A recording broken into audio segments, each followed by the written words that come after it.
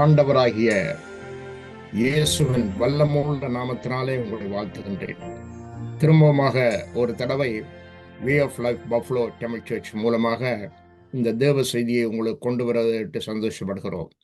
இந்த செய்திகள் அநேகருடைய உள்ளத்தை தொடவும், அநேகருடைய இருதயங்களில் மாற்றங்களை ஏற்படுத்தவும், விசுவாசத்தை ஏற்படுத்தவும் கர்த்தர் கிருபை செய்கிறார். இந்த கடைசி நாட்களிலே நாங்கள் மிகவும் தொல்லைகள் நிறைந்த, உபத்திரவம் நிறைந்த, பயங்கரம் நிறைந்த, துர்செய்தி நிறைந்த இந்த வாழ்க்கை நடத்தி கொண்டிருக்கிறோம். உலகம் முழுவதும் கலங்கி கொண்டிருக்கிறது. ஆனாலும் கர்த்தர் கிருபையாய் எங்களை தாங்குவார், எங்களை வழி நடத்துவார். அவரை விசுவாசிக்கிறவர்களை அவர் ஒருபோதும் கைவிடுகிற தேவன் அல்ல. ஸோ டுடேஸ் மெசேஜ், ஏறுவதும் இறங்குவதும். இது வினோதமாய் விசித்திரமான தலையங்கங்களாக இருந்தாலும் பைபிளில் இருந்துதான், பைபிள் சம்பந்தமாகத்தான் நாங்கள் பேசுகிறோம். வேறு பைபிளை விட்டு நாங்கள் வேறு ஒரு காரியங்களையும் பேசுவதில்லை.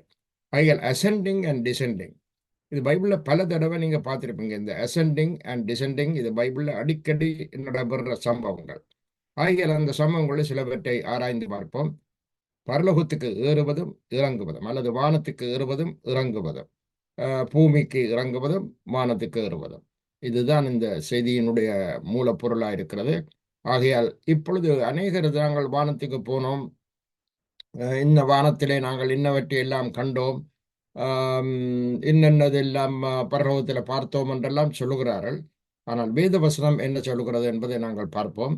யோவான் 3ஆம் அதிகாரம் 13ஆம் வசனம். ஜான் 3:13. Gospel John 3:13.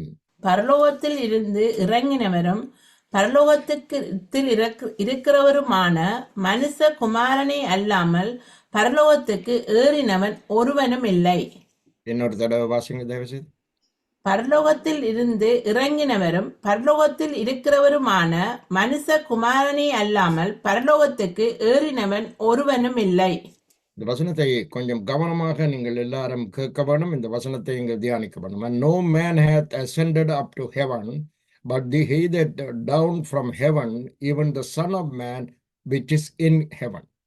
இதில் ஒரு அருமையான ஒரு சத்தியத்தை பார்க்கிறோம். பரலோகத்திலிருந்து இறங்கினவரும் பரலோகத்தில் இருக்கிறவரும், அதாவது பரலோகத்திலிருந்து இறங்கினவர் இயேசு கிறிஸ்து, அதே நேரத்தில் பரலோகத்தில் இருக்கிறவரும் இயேசு கிறிஸ்து. அப்ப அவர் எங்க இருக்கிறார்? பரலோகத்தில் இருக்கிறார், ஆனால் பூமிக்கும் இறங்கி வந்திருக்கிறார். அப்ப பூமியில் அவர் இருக்கும் பொழுது அவர் பரலோகத்திலும் இருக்கிறார். ஏனென்றால் அவர் இஸ் காட். ஆனபடியா அருமையான கர்த்தருடைய பிள்ளைகளே, ஒரு மனிதரா அல்லது ஒரு சம்பவமா, ஒரு கதையாக அல்லது ஒரு பேச்சாக நாங்கள் எடுத்தால், ஒருவர் பரலோகத்தில் இருக்கிறார், அவர் இறங்கி வந்து விட்டார், இப்ப பரலோகத்தில் ஒருவரும் இல்லை, அவர் வந்த இடத்திலே அவர் பூமியில தான் இருக்கிறார். உதாரணமா, நீங்கள் ஒருவர் அமெரிக்கா தேசத்திலிருந்து நீங்கள் யுனைடெட் கிங்டம் பிரித்தானியாவுக்கு கடன் செல்லுகிறீர்கள். அப்பொழுது இன்ன நாளிலே இன்ன ஃப்ளைட்டிலே இன்னவர் வந்து அவர் அமெரிக்கா தேசத்தில் இருந்து அவர் புறப்பட்டு இப்பொழுது ஐரோப்பா நாட்டுக்கு அவர் வந்து விட்டார்.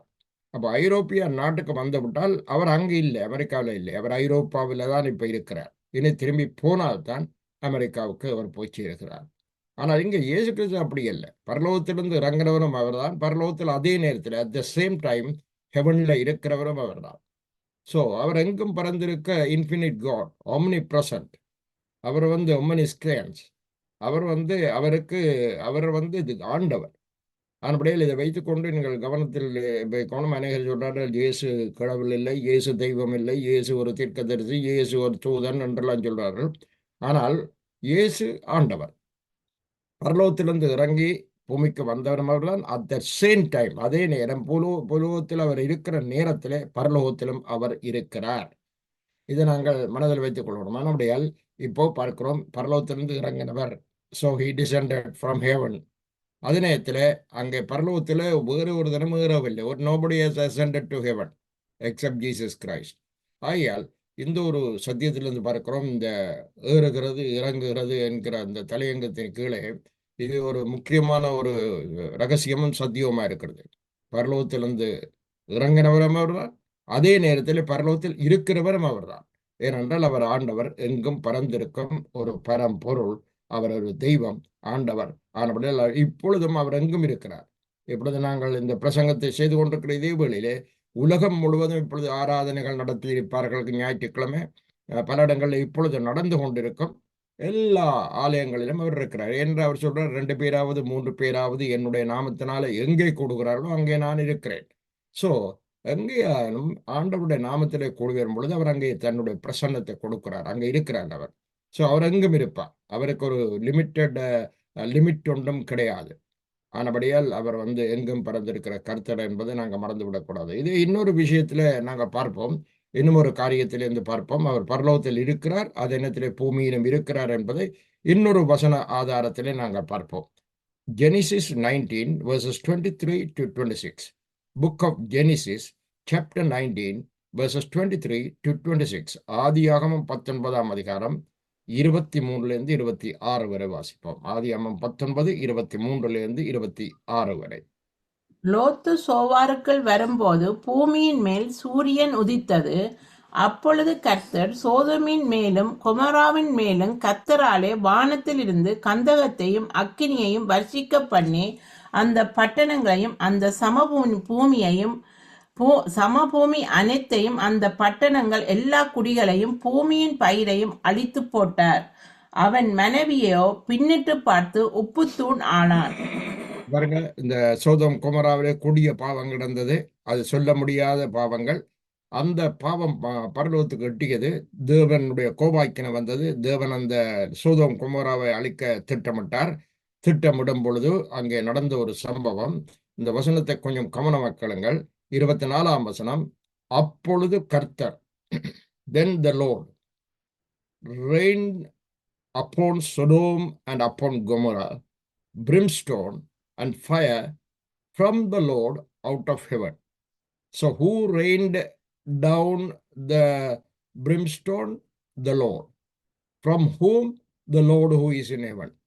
So the Lord who is in heaven, at the same time, he was in the he was in the on the earth in Sodom and Gomorrah as well.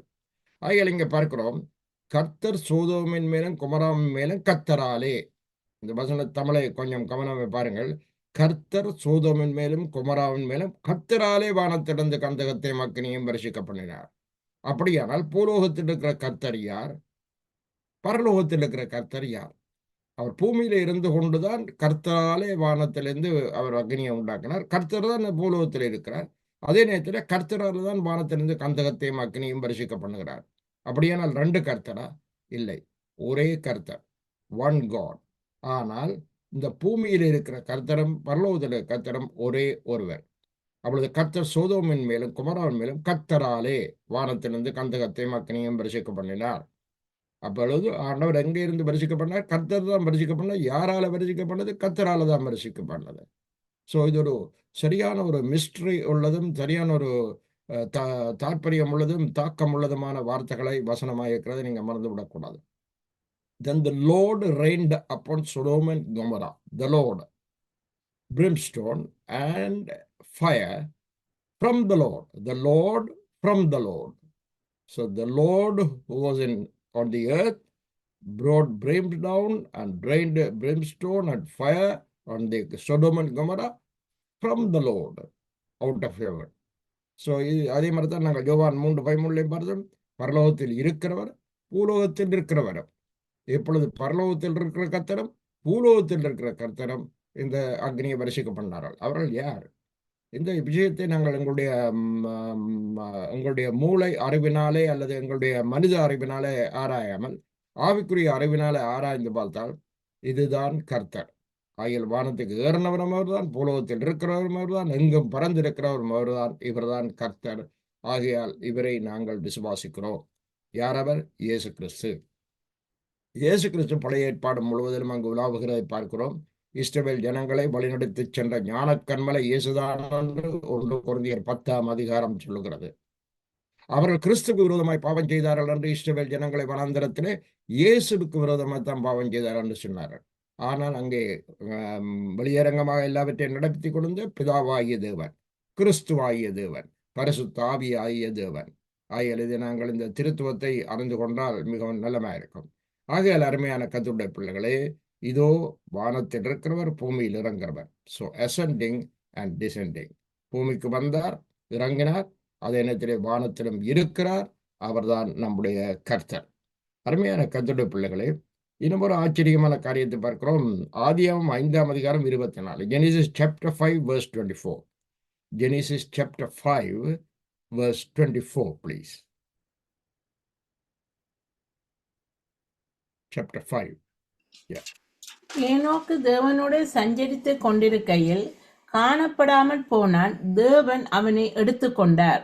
So Enoch ascended into heaven with God. இது ஏனோக்கும் எலியாவையும் தவிர வேற யாரும் அங்கே எடுத்துக்கொள்ளப்பட்டதை நாங்கள் பார்க்கவில்லை.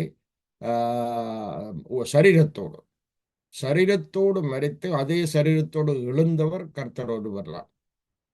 ஆகியால் இங்கே ஏனோக்கு தேவனோடு சஞ்சரித்துக் கொண்டிருக்கையில் காணப்படாமல் போனார். Disappear. He was ascended into heaven. தேவன் அவனை எடுத்துக்கொண்டார். அப்பொழுது பாருங்க ஆச்சரியம். இதை வானத்துக்கு ஏறிப்போன, அதுவும் சரீரத்தோடு ஏறிப்போன ஏனோக்கு முதலாவது மனிதனை நாங்கள் பார்க்கிறோம். அவன் ஏன் அப்படி எடுத்துக்கொள்ளப்பட்டான்னு சொன்னால், அவன் தேவனோடு சஞ்சரித்துக் கொண்டிருந்தான். He was walking with God. அப்ப தேவனோடு நாமும் சஞ்சரித்துக் கொண்டிருப்பதுதான் மிகவும் அவசியம்.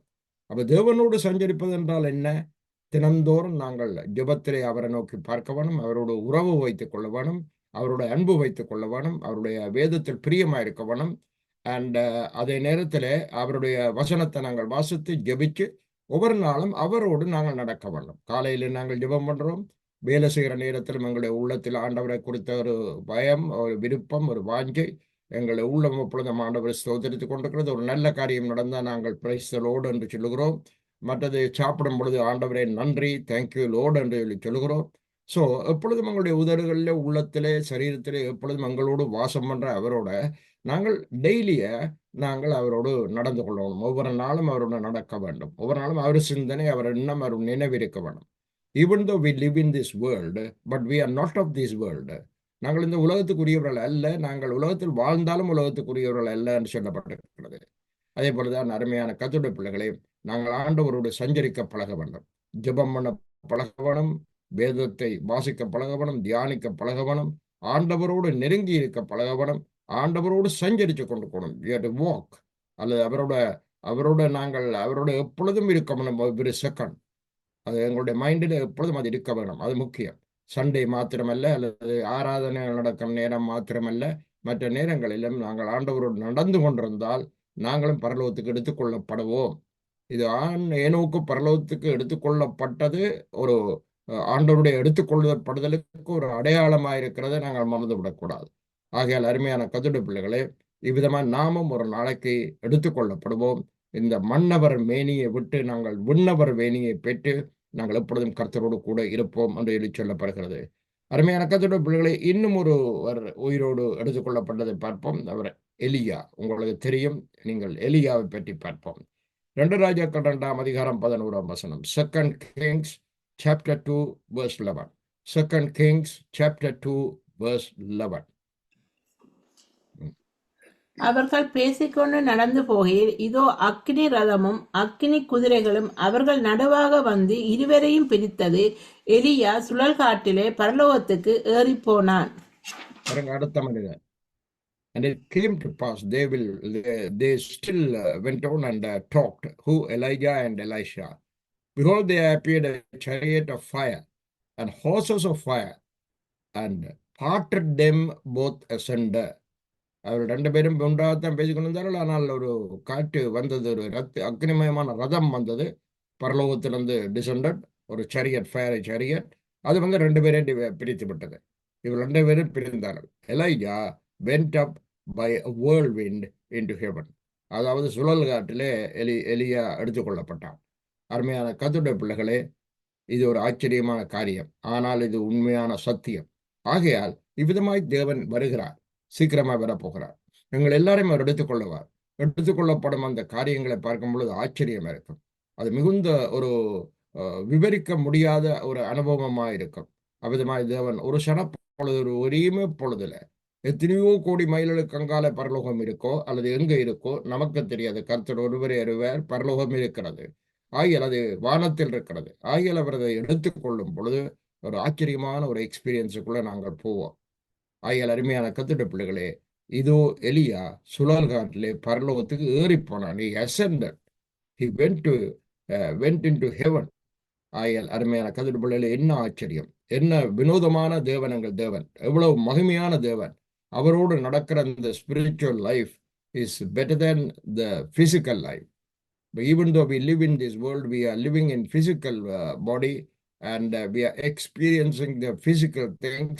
But one day, all these physical things, what we see with our naked eyes, everything will vanish. But அங்கே இன்விசிபிளா இருக்கிறது தான், அதாவது கண்ணுக்கு தெரியாத காரியங்கள் தான் அன்றைக்கும் நிலைத்திருக்கும். ஸோ அருமையான கர்த்தருடைய பிள்ளைகளே, இங்கே ஏனோக்கு எடுத்துக்கொள்ளப்பட்டான், அசெண்டட், ஏறிப்போனான். எலியாவும் ஏறிப்போனான் என்று பார்க்கிறோம். ஆகியால் இன்றைய பிரசங்கம் ஏறினார்கள், இறங்கினார்கள். ஆகியால் அசெண்டட் அண்ட் டிசெண்டட், இதுதான் இன்றைய பிரசங்கத்தின் தலையங்கம். ஆகியால் உங்களுக்கு ஆரம்பத்தில் புதியாமல் இருக்கலாம் அந்த தலைப்பு அல்லது அந்த டைட்டில். ஆனால் இப்பொழுது நான் சொல்லிக்கொண்டு போகும் பொழுது உங்களுக்கு அது புரிகிறது. So what is ascending and what is descending. வேதத்தில் பல இடங்களில் இந்த சம்பவம் இருக்கிறது. எல்லாவற்றையும் பேசுறதுக்கு இப்பொழுது நேரம் இல்லை. அதுக்கு போதிய நேரம் வந்தால்தான் அதை குறித்து நாங்கள் இன்னும் விவரமாக சொல்ல முடியும். இங்கு ஆதியாகமம் 28:11-12 ஜெனிசிஸ் சாப்டர் 28 verses 11 and 12 அங்கே யாக்கோபு ஒரு கனவு காண்கிறார். அதை பற்றி பார்ப்போம். ஆதியாகமம் 28ஆம் அதிகாரம் 11-12. Genesis chapter 28 verses 11 and 12. 11-12 வாசிங்க. ஒரிடத்தில் வந்து சூரியன் அஸ்மித்தபடியினால் அங்கே ராத்தங்கே அவ்விடத்துக்கு கற்களில் ஒன்றை எடுத்து தன் தலையின் கீழ் வைத்து அங்கே நித்திரை செய்யும்படி படுத்து கொண்டான். அங்கே அவன் ஒரு சொப்பனம் கண்டான். இதோ ஒரு ஏணி பூமியிலே வைக்கப்பட்டிருந்தது, அதன் நுனி வானத்தை எட்டியிருந்தது. அதிலே தேவதூதர் ஏறுகிறவர்களும் இறங்குறவர்களுமாய் இருந்தார்கள். சரி, அதில் தேவதூதர் என்று போட்டாலும் சிங்குலரில் போட்டாலும் ஏறுகிறவர்களும் இறங்குறவர்களும் என்பதை படிக்கும் பொழுது அது புளூரலாக வருகிறது. அதில் அங்கே தேவதூதர்கள் ஏறுகிறார்கள், இறங்குகிறார்கள், ஒரு கூட்டமாகத்தான் அவர்கள் இருக்கிறார்கள். அதில் இங்கே சூரியன் அஸ்தமித்தபடியினால் இங்கே இவன் போகிறான். அங்கே தாய்மாமன் லாபானிடம் போகிறான். அங்கே அங்கே வண்டி வந்துடுது. கற்களில் ஒன்று எடுத்து தன் தலைகளின் கீழ் வைத்து அங்கே நித்திரை செய்யும்படி படுத்துக் கொண்டான். அந்த நாட்கள் பாருங்க, இவ்வளவு தூரம் அவங்க இந்த பயங்கரமான இருட்டுக்குள்ளே மலைகள், மேடுகள், பள்ளங்கள், காடுகள், மிருகங்கள், இவைகள் எல்லாவற்றுக்கும் நடுவிலே அவன் பிரயாணம் பண்ணுகிறான். ஏனென்றால் அவனோடு கர்த்தர் கூட இருக்கிறார். கர்த்தர் தான் சொல்லுகிறார், யாக்கோபை தேவன் தேர்ந்தெடுத்தார். எங்களை தேர்ந்தெடுத்தால் தேவன் நாங்கள் எந்த கரடுமுரடான பாதைகளில் போனாலும், எந்த இருட்டுக்குள்ள போனாலும், என்ன விதமான மிருகங்கள் எதிர்கொண்டு வந்தாலும், என்ன விதமான துன்மார்க்கம் எங்களுக்கு விரோதமாக வந்தாலும், இருள் சூழ்ந்து கொண்டாலும் கர்த்தர் எங்களோடு கூட இருக்கிறார். அவன் ஒரு தலையினுள்ளே கல்லை வைத்து அவன் அங்கே படுக்கிறான். இந்த நாளில் எங்களுக்கு கம்ஃபர்டபுளாக பில்லோ இருக்கிறது, பில்லோ கவர் இருக்கிறது, டூவே இருக்கிறது, எங்களுக்கு பெட் கவர் இருக்கிறது, நல்ல ஹீட்டிங் சிஸ்டம் இருக்கிறது, எல்லாம் இருக்கிறது. அதனால பாருங்க, தேவ மனுஷர்களப்பட்ட பாடுகள், பிரயாசங்களை கொஞ்சம் நாங்கள் இந்த வேதத்தை ஆராயும் பொழுது அவர்கள் எவ்வளவு தூரம் பாடுபட்டு பாருங்கள். But they were strong people. அந்த நாளில் இருந்த மனிதர்கள் மிகவும் பலசாலிகள். அதிலே அவர்களுக்குள்ளே அரக்கர்கள் கூட இருந்திருக்கிறார்கள் என்பதை பார்க்கிறோம். இந்த நாட்களில் இருக்கிற மனிதர்கள் எல்லாரும் வீக்காக இருக்கிறோம். அதனால தான் பல்வேறு விதமான வியாதிகள், துன்பங்கள், துயரங்கள், கஷ்டங்கள் வருகிறது நாங்கள் பார்க்கிறோம். Because they walked with God. And அந்த ஆரம்பத்தில் அப்படி இருந்தது. காலம் போக போக உலகம் அப்படியே குறுகி குறுகி குறுகி குறுகி பாவங்கள் பெருக பெருக வியாதிகளும் துன்பங்களும் கஷ்டங்களும் வர மிகவும் பலவீனப்பட்டவர்களாய் இருக்கிறோம். மிகவும் இயலாதவர்களாய், உடம்பு சரியில்லாதவர்களாய், நாங்கள் சரீரத்தில் மாத்திரமல்ல ஸ்பிரிச்சுவல் லைஃப்லேயும் வீக்காக போகிறோம். அங்கே அவன் ஒரு சொற்பரம் கண்டான். தேவதூதர்கள் ஏறுகிறதையும் இறங்குறதையும் கண்டான். He saw the heaven and behold these angels of God ascending and descending on it. This is the theme of today's message. அதாவது he dreamed and behold a ladder set upon the earth and top of it reached to heaven. அந்த வேர்டின் அந்த துறக்கம் ஆரம்பம் பரலோகத்தை தொட்டு கொண்டிருந்தது. அதுல பூலோகத்துல மற்ற இணைந்த கீழ்ப்பகுதி இருந்தது. அப்போ ஒரு இணை பரலோகத்தையும் பூலோகத்தையும் கனெக்ட் பண்ணது. அந்த இணையில தேவதூரல் ஏறுகிறதையும் இறங்குறதையும் கண்டான். Ascending and descending. அருமையான கர்த்தருடைய பிள்ளைகளே, தேவ தூதர்கள் ஏறுகிறார்கள், இறங்குகிறார்கள். இன்றும் அதை நடைபெற்று கொண்டுதான் இருக்கிறது. இப்போ நாங்கள் சிறவழியில் தேவதூதர்கள் பூமியிலே நடமாடிக்கொண்டிருக்கிறார்கள் என்பது நாங்கள் கொஞ்சம் எங்களுக்கு அறிகிறது கஷ்டமா இருக்கு. Let's read Hebrew chapter 13, verses 1, 2, 3. வாசிப்போம். எபிரேயர் 13ஆம் அதிகாரம். Hebrew chapter 13, please.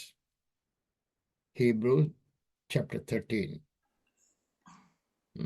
வாசிங்க. அப்போது முதல் ரெண்டு வசனங்களையும், first two verses. சகோதர சிநேகம் நிலைத்திருக்க கடவது, அந்நியரை உபசரிக்க மறவாதிருங்கள். அதனாலே சிலர் அறியாமல் தேவதூதரையும் உபசரித்ததுண்டு. பாருங்க, தேவதூதர் பூமியிலே உலாவிக் கொண்டான் இருக்கிறார். எங்களுக்கு நாங்கள் எத்தனை தடவை நாங்கள் we don't know how many times we have encountered the angels on this earth. எங்களோட லைஃப் டைம்ல எங்களுக்கு தெரியாது. மறுபடியும் தேவதூதர்கள் எங்களுடைய வாழ்க்கையில வந்து போயிருக்கலாம், அல்லது நாங்கள் அவர்களை சந்தித்திருக்கலாம். அந்நியரை உபசரிக்க மறவாதிருங்கள். அதனால சிலர் அறியாமல் தேவதூதர்களையும் உபசரித்ததுண்டு. அந்நியர் என்று சொன்னால், அதாவது கஷ்டப்பட்டவர்கள், துன்பப்பட்டவர்கள்,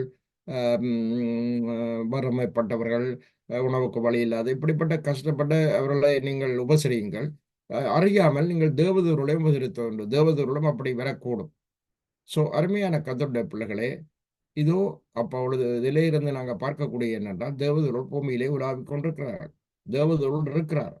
ஆகையால் நாங்கள் எல்லாருடையும் கைண்டாக இருக்க கிடவது. முதல் வசனம் சொல்லுது, சகோதர சிநேகம் நிலைத்திருக்க கிடவது. Let brotherly love continue. So that love is very important. Not the worldly love. Worldly love is selfish love. Expecting something from somebody, then the love will grow. But here, this is unexpected things. You don't expect anything from anybody. Only you have your spirit, your habit, your passion is love, agape love. ஆகையால் இந்த let brotherly love continue. Be not forgetful to entertain strangers, for thereby some have entertained angels unaware. அதாவது தூதர்களை கூட அறியாமல் அவர்கள் தேவதூதர்களை உபசரித்ததுண்டு. அப்ப இதுல இருந்து நாங்க பார்க்கிறோம், தேவதூதர்கள் அங்கே யாக்கோபு ஏணியிலே ஏறுகிறதையும் இறங்குறதையும் பார்த்தேன். இப்பொழுது நாங்களும் உங்களுடைய ஆவிக்குரிய கண்ணால் பார்க்கும் பொழுது அவர்கள் எந்த விதத்திலே, எந்த கோலத்திலே எப்படி விடுவார்கள் என்று நமக்கு தெரியாது. அதனுடைய அப்படிப்பட்டவர்களை நாங்கள் உபசரிப்போம். ஆனால் அதே நேரத்தில் வஞ்சிக்கப்படாமலும் இருக்க வேண்டும். சில பேர் நேரே உபசரிக்க போய் வஞ்சிக்கப்பட்டிருக்கிறார்கள். ஸோ வஞ்சிக்கப்படாமல் இருக்க வேண்டும். So you need the guidance of the Holy Spirit, inspiration of the spirit. So you have to be aware about the deceivers. Deception is taking place in this world. ஏமாற்ற வேலைகள் இந்த உலகத்தில் அதிகமாக இருக்கிறது. இது கடைசி காலத்துக்கு அடையாளம் என்று இயேசு கிறிஸ்து மத்தேயு 24ஆம் அதிகாரத்தில் அங்கே சீஷர்களுக்கு சொல்லுகிறதை நாங்கள் பார்க்கிறோம். சரி, இந்த தேவதூதர்கள் எப்படிப்பட்டவர்கள் என்று பார்ப்போம். Book of Hebrew chapter 1 verses 13 and 14.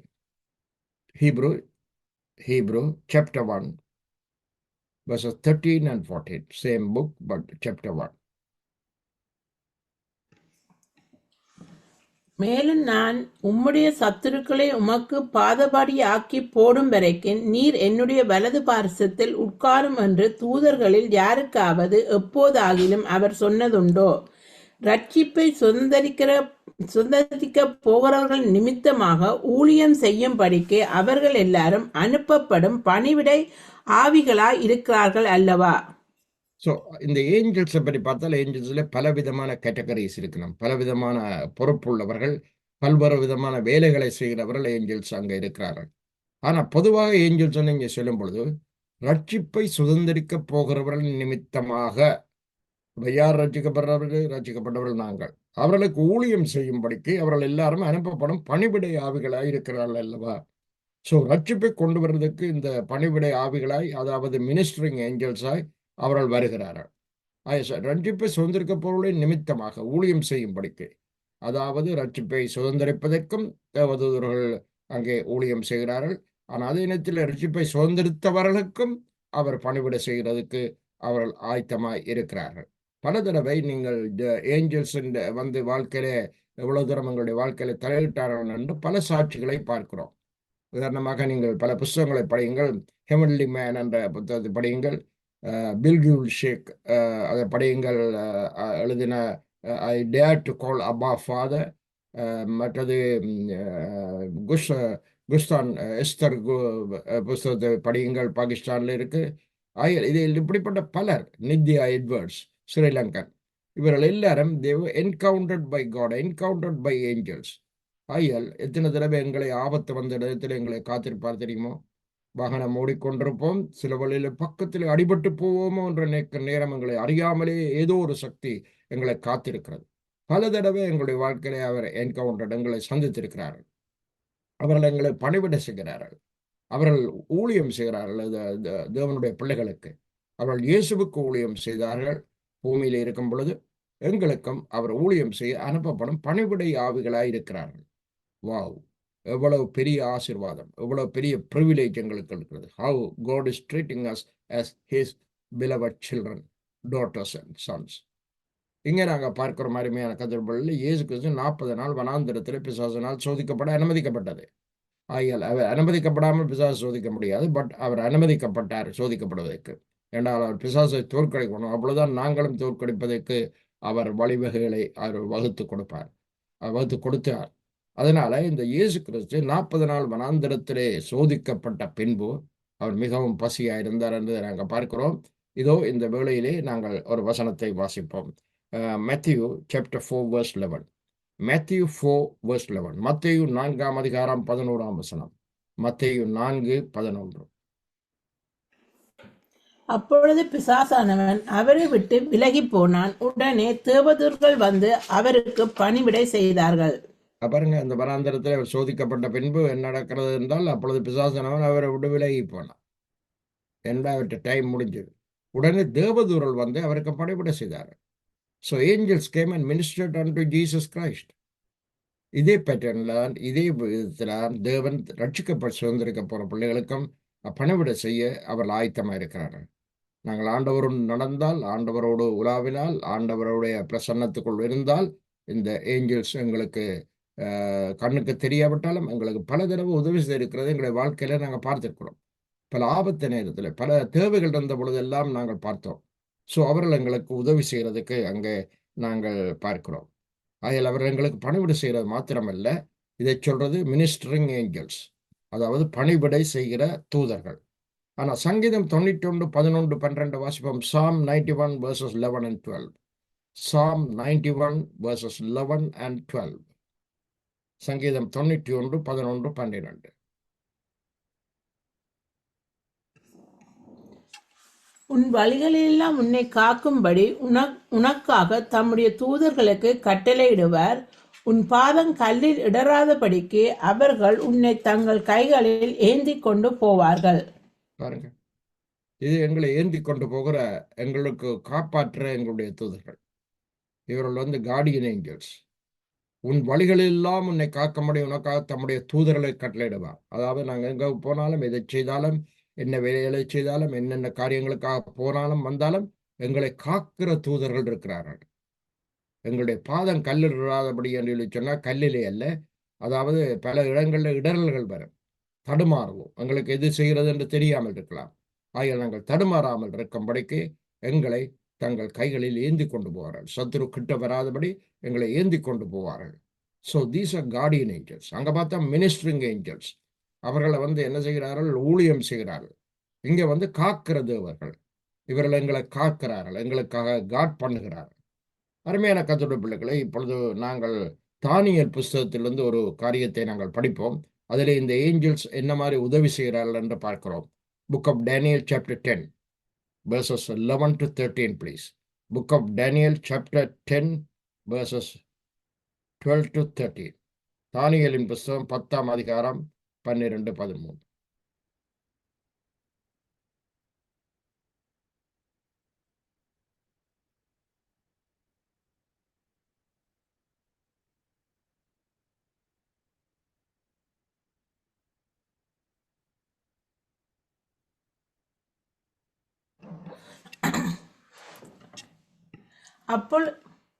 அப்பொழுது அவன் என்னை நோக்கி, தானியேலே, பயப்படாதே. நீ அறிவை அடைகிறதற்கும் உன்னை உன்னுடைய தேவனுக்கு முன்பாக சிறுமைப்படுத்துறதற்கும் உன் மனதை செலுத்தின முதல் நாள் துவக்கி உன் வார்த்தைகள் கேட்கப்பட்டது. உன் வார்த்தைகளின் நிமித்தம் நான் வந்தேன். பெர்ஷியா ராஜ்யத்தின் அதிபதி 21 நாள் மட்டும் என்னோடு எதிர்த்து நின்றான். ஆனாலும் பிரதான அதிபதிகளில் ஒருவனாகிய மீகாவேல் எனக்கு உதவியாக வந்தான். ஆதலால் நான் அங்கே பெர்சியாவின் ராஜாக்களிடத்தில் தரித்திருந்தேன். பாருங்க, இது முக்கியமான ஒரு விஷயம். அதாவது நாங்கள் வசனத்தை வாசித்தாலும் அதனுடைய விளக்கம் முக்கியமாக அறிய வேண்டியது இருக்கிறது. என்ன தானியேல் இஸ்ரவேல் ஜனங்கள் பெபிலோன்ல இருந்து விடுதலையாக்கப்பட போகிறார்கள், அதுக்காக அவன் ஜெபிக்கிறான். அவன் 21 நாள் உபவாசம் பண்ணி ஜெபிக்கிறான். அதாவது ருசி உள்ள சாப்பாடை சாப்பிடாமல் தன்னை ஒடுக்கி இதேக்கையில் ஆற்றண்டையிலே தானியேல் ஜெபித்து கொண்டிருக்கிறான். ஜெபித்து கொண்டிருக்கும் பொழுது அங்கே ஒரு தூதன் வந்து சொல்றான், பயப்படாதே, நீ அறிவை அடைகிறதுக்கும் உன்னுடைய தேவனுக்கு முன்பாக சிறுமைப்படுத்துறதுக்கும். இப்போ ஃபாஸ்டிங் வந்து சிறுமைப்படுத்துகிறோம், சரீரத்தை ஒடுக்குகிறோம், மனதை ஒடுக்குகிறோம். So fasting is very very important and very good. And அதனாலே ஆண்டவருடைய காரியத்தில் அநேகத்தில் ஈடுபட எங்களை வசதியாக இருக்குது. ஆகிய நீ உன்னை சிறுமைப்படுத்தி உன் மனதை செலுத்தின முதல் நாள் துவக்கி உன் ஜெபம் கேட்கப்பட்டது. உன் ஜெபத்தின் நிமித்தமாய், கேட்கப்பட்ட ஜெபத்தின் நிமித்தமாய் நான் ஜெபத்துக்கு மரமொழியை கொண்டு வந்தேன். ஆனா பெர்சிய ராஜ்யத்தின் அதிபதி 21 நாள் என்னோடு எதிர்த்து நின்றான். இது ஹியூமன் அல்ல, இது மனிதன் அல்ல. இந்த பெர்சிய ராஜ்யத்தின் அதிபதி என்று சொல்றது பிசாசானவன், சாத்தான்.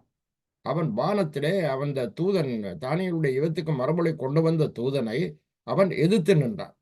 அந்த நேரத்துல தான் பிரதான அதிபதிகளை ஒருவனாகிய மிகாவேல், மைக்கேல் தி ஏஞ்சல், அவன் எனக்கு உதவியா வந்தான். அதனால நான் அங்கே பெர்சியவன் ராஜாவினிடத்தில் தடுத்திருந்தேன். அப்ப 21 நாள் அங்க தடை பண்ணி இருந்தார்கள். இப்ப 21 நாள் முடிந்ததும் தானியேலுக்கு அந்த ஜெபத்துக்கு மறுமொழி வந்தது.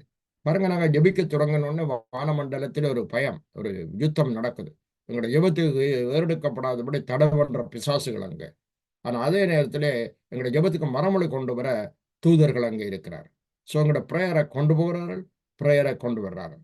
யாக்கோபு கண்டான், தூதர்கள் இறங்கினார்கள், ஏறுகிறார்கள், இறங்கினார்கள், ஏறுகிறார்கள். ஆகியால் அவர்கள் ஒவ்வொரு நாளும், ஒவ்வொரு செகண்டும், ஒவ்வொரு வினாடியும் அல்லது ஒவ்வொரு 24 மணித்தியாலங்களும் இந்த தேவதூர்கள் வானத்திலிருந்து இறங்குகிறார்கள், ஏறுகிறார்கள். இதுல இருந்து இந்த சத்தியத்தை அறிந்து கொள்வோம். அவர்கள் எப்பொழுதும் எங்களுக்கு உதவி செய்ய, தன்னுடைய பிள்ளைகளுக்கு உதவி செய்ய ஆண்டவர் அனுப்பி கொண்டே இருப்பார். இந்த ஜெபத்தை அவன் உபவாசிக்க தொடங்கின ஃபர்ஸ்ட் டே அவன் ப்ரேயர் போனது. ஆனாலும் அங்கே பிசாசானவன் 21 நாள் தடை பண்ணான் இந்த மறுமொழி வராமல். ஆனாலும் விடாமல் தானியேல் ஜெபித்தான். 21வது நாள் அருமையான கர்த்தருடைய பிள்ளைகளே அவனுக்கு அந்த மெசேஜ் வந்தது. அதே போல நாங்களும் விடாமல் தைரியமாய் ஜெபிக்க வேணும். ஜெபமே ஜெயம், அதுவே ஜீவியத்துக்கு சட்டம். ஆயல் சொந்து போகக்கூடாது, கனநித்திர வேண்டாம். நாங்கள் நன்றாக ஜெபிப்போம், அது எங்களுக்கு பிரயோஜனமாக இருக்கும். ஆகையால் மிகாவேல் உதவி வந்தான். மைக்கேல் ஆர்க்ஏஞ்சல், உங்களுக்கு தெரியும், மிகாவேல் பல இடங்களில் வருகிறார். இங்கே பார்க்கிறோம் யூதாவின் புஸ்தகத்தில் 9ஆம் வசனத்தை வாசிங்க. Book of Jude verse 9. Book of Jude verse 9. யூதாவின் புஸ்தகம் 9ஆம் வசனம். பிரதான தூதனாகிய மிகாவேல் மோசேயினுடைய சரீரத்தை குறித்து பிசாசுடனே தர்க்கித்து பேசின போது அவனை தூஷணமாய் குற்றப்படுத்த துணியாமல், கர்த்தர் உன்னை கடிந்து கொள்வாராக என்று சொன்னான். பாருங்க, இதுல முக்கியமான ஒரு காரியத்தை பாருங்கள். பிரதான தூதனாகிய மிகாவேல், இவன் தான் தானியேலுக்கு வந்து அங்கே உதவி செய்தவன். எங்கே பிரச்சனை இருக்கோ யுத்த angel, the warrior angels. So நாங்கள் மினிஸ்டரிங் ஏஞ்சலை பற்றி பார்த்தோம், கார்டியன் ஏஞ்சலை பற்றி பார்த்தோம். இப்பொழுது வாரியர் ஏஞ்சல்ஸை பற்றி பார்க்கிறோம். யுத்தம் பண்றது கண்ட ஒரு தூதர்கள் கூட்டம். ஆகிய விதமாய் பெட்டாலியன ஆண்டவர் பல தூதர்களை வைத்திருக்கிறார், எங்கள் நிமித்தமாயும் இந்த தேவராஜ்யம் கட்டப்படும் நிமித்தமாயும். ஆகையால் இங்கே மோசையினுடைய சரீரத்துக்கு வந்து பிசாசுடைய தர்க்கத்தை பேசின போது அது என்ன சம்பவம் எங்களுக்கு விபரமா இல்லாவிட்டால் மோசையே சரீரத்தை கர்த்தர் அடக்கம் பண்ணினார். இந்நாள் வரைக்கும் அவன் எங்கே அடக்கம் பண்ணப்பட்டான் என்று யாருக்கும் தெரியாது என்று வேதம் சொல்கிறது. ஆனா இவன் போய் மோசையினுடைய சரீரத்தை நான் நினைக்கிறேன் ஏதாவது கெடுக்கவோ அல்லது அதை அதுக்கு விரோதமாக எதுவும் பிரச்சனைப்படுத்தவோ போயிருப்பான். ஆனால் மிகாவேல் உடனடியாக இறங்கி வந்து அவனை தூஷணமாக குற்றப்படுத்த துணியாமல், கர்த்தர் உன்னை கலந்து கொள்வார் என்று பிசாசுக்கு அவன் போராடுகிறான். யார்? மிகாவேல் சாத்தானுக்கு போராடுகிறான். சாத்தானும் மானத்திலிருந்து விழுந்த தூதன். ஆகையால் இங்கே பார்க்கிறோம், மோசையினுடைய சரீரத்தை குறித்து பிசாசுடைய தர்க்கத்தை பேசின போது அவனை தூஷணமாய் குற்றப்படுத்த துணியாமல், கர்த்தர் உன்னை கடந்து கொள்வாராக என்று சொன்னான். ஸோ திஸ் இஸ் வாரியர் ஏஞ்சல்ஸை பார்க்கிறோம். ஆகையால் அங்கே பார்க்கிறோம் எபிரேயர் 1:13 நாங்கள் மினிஸ்டரிங் ஏஞ்சல்ஸ். அதன் பிறகு சங்கீதம் 91 நாங்கள் 11:12 பார்த்தோம், எங்களை கரி பண்ணி கொண்டு போகிற கார்டியன் ஏஞ்சல்ஸ். இப்பொழுது நாங்கள் இங்கே பார்க்கிறோம் எங்களுக்காக சண்டை பிடிக்கிற பிரச்சனைகள் வந்தால் அதுக்காக வந்திறங்கி எங்களுக்காக யுத்தம் பண்ணுகிற warrior ஏஞ்சல்ஸ். இவ்வளவு கிருபையும் தேவன் எங்களுக்கு தந்திருக்கிறார். இது எங்களுக்கு தெரியாது. நாங்கள் அதை உணர்றதில்லை சில வேளைகளில். ஆனால் ஆண்டவர் அவ்வளவு இரக்கமாய் எங்களை பாதுகாத்து வந்தபடி வருகிறபடியாத்தான் நாங்கள் இன்றும் இப்பொழுது இருக்கிறோம், வாழ்கிறோம், நிலைத்திருக்கிறோம். இன்றும் நாங்கள் நினைத்து வாழ கர்த்தர் உதவி செய்கிறார். அருமையான கர்த்தருடைய பிள்ளைகளே, ascending and descending, இயேசு கிறிஸ்துவை பற்றி பார்ப்போம். அப்போஸ்தலர் 1 அதிகாரம் 8 to 11 வரை. Acts of the Apostle chapter 1 verses 8 to 11. Acts of the Apostle chapter 1 verses 8 to 11. அப்போஸ்தலர் 1 8 to 11 வரை வாசிங்க. பரிசுத்த ஆவி உங்களிடத்தில் வரும்போது நீங்கள் பலனடைந்து எருசலேமிலும் யூதேயா முழுவதிலும் சமாரியாவிலும் பூமியின் கடைசி பரியந்தம் எனக்கு சாட்சிகளாய் இருப்பீர்கள் என்றார். இவைகளை அவர் சொன்ன பின்பு அவர்கள் பார்த்து கொண்டிருக்கையில் உயர எடுத்துக்கொள்ளப்பட்டார். அவர்கள் கண்களுக்கு மறைவாக ஒரு மேகம் அவரை எடுத்துக்கொண்டது. அவர் போகிற போது அவர்கள் வானத்தை அண்ணாந்து பார்த்து கொண்டிருக்கையில் இதோ வெண்மையான வஸ்திரம் தரித்தவர்கள் 2 பேர் அவர்கள் அருகே நின்று, கலிலேயராகிய மனுஷரே, நீங்கள் ஏன் வானத்தை அண்ணாந்து பார்த்து நிற்கிறீர்கள்? உங்களிடத்தில் நின்று வானத்துக்கு எடுத்துக்கொள்ளப்பட்ட இந்த இயேசுவானவர் எப்படி உங்கள் கண்களுக்கு முன்பாக வானத்துக்கு எழுந்தருளி போனாரோ அப்படியே மறுபடியும் வருவார் என்றார்கள். All the men of Galilee, கவனிச்சு கொள்ளுங்க. How Lord Jesus was ascended into heaven, likewise he will descend to the earth as well. ஆகையால் அருமையான கர்த்தருடைய பிள்ளைகளே, இவர் பார்த்து கொண்டிருக்கத்தக்கதாக ஒரு மேகம் இயேசுவை மேலே எடுத்துக்கொண்டு போனது. அப்பொழுது இவர்கள் வானத்தை அண்ணாந்து பார்த்து கொண்டிருக்கிறார்கள். அப்பொழுது 2 தூதர்கள் அங்கே இருக்கிறார்கள். அவர்கள் சொல்றார்கள், மனுஷரை ஏன் வானத்தை அண்ணாந்து பார்க்கிறீர்கள்?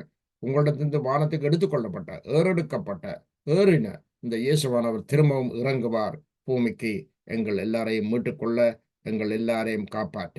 ஆகையால் அருமையான கர்த்தருடைய பிள்ளைகளே, ஏறினார், இறங்கினார், ascending and descending. இது வானத்திலிருந்து இயேசு பூமிக்கு வந்தார், பூமியிலிருந்து இயேசு வானத்துக்கு போனார். ஆனா பிசாசானவன் வானத்திலிருந்து கீழே தள்ளப்பட்டான். இனிமேல் வானத்துக்கு ஏறவே முடியாத அளவுக்கு அவன் he was cast down in the earth. வாசிங்கோ ஏசாயா 14 அதிகாரம் 12 வசனம். Isaiah 14 verse 12. ஏசாயா 14:12.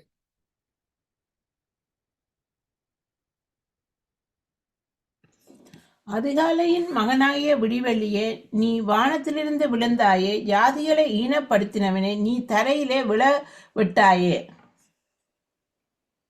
பாருங்க, அதிகாலையின் மகனாகிய விடிவெள்ளியே, நீ வானத்திலிருந்து விழுந்தாயே, ஜாதிகளை ஈனப்படுத்தினவனே, நீ தரையிலே விழ வெட்டப்பட்டாயே. ஆகையால் அருமையான கர்த்தருடைய பிள்ளைகளே, இதோ பிசாசானவன் லூசிஃபர். இங்கிலீஷ் பைபிள்ல நீங்க பாருங்க, அல்லது இங்கிலீஷ்ல வாசிச்சு பாருங்க. How art thou fallen from heaven, O Lucifer, son of the morning. அப்ப இயேசு கிறிஸ்து வானத்துக்கு ஏறி போனார். ஆனா பிசாசானவன் வானத்திலிருந்து கீழே விழத்தள்ளப்பட்டான். அவர் இனிமேல் வானத்துக்கு ஏறவே முடியாது. தேவனுடைய பிள்ளைகள் மாத்திரம்தான் வானத்துக்கு போவார்.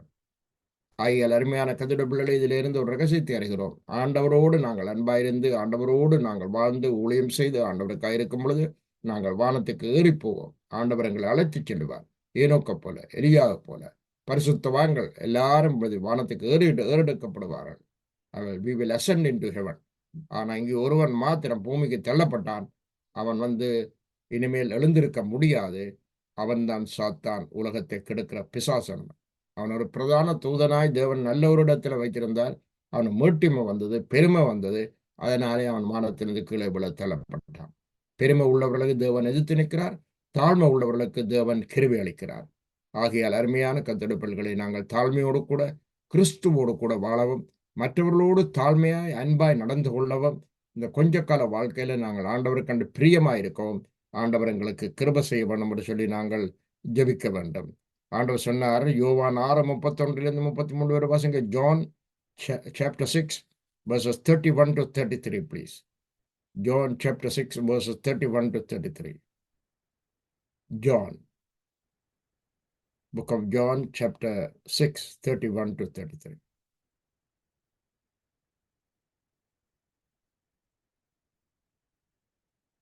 வானத்திலிருந்து அவர்களுக்கு அப்பத்தை புசிக்க கொடுத்தார் என்று எழுதியிருக்கிறபடி நம்முடைய பிதாக்கள் வனாந்திரத்தில் மன்னாவை புசித்தார்களே என்றார்கள்.